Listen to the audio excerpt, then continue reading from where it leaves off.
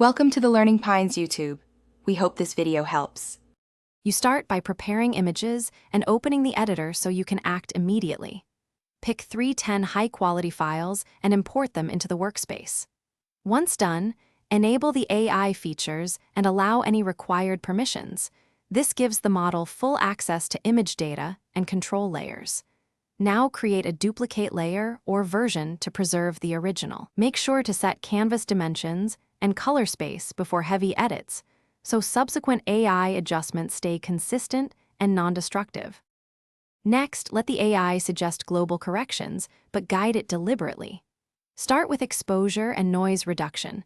Let the tool recover detail, then dial strength to 30-70% so results remain natural.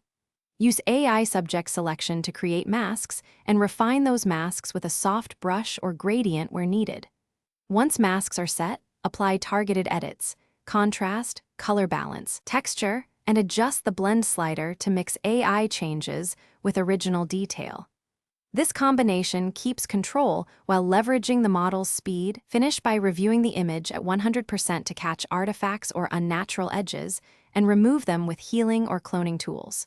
Make subtle global adjustments, sharpening at low radius, final color grading, and flatten or export as layered files if you need future edits.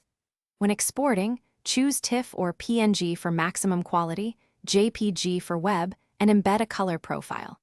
If something goes wrong, revert to the saved duplicate, lower the AI strength, or rerun the process with a different preset or seed to avoid repeating the same artifact.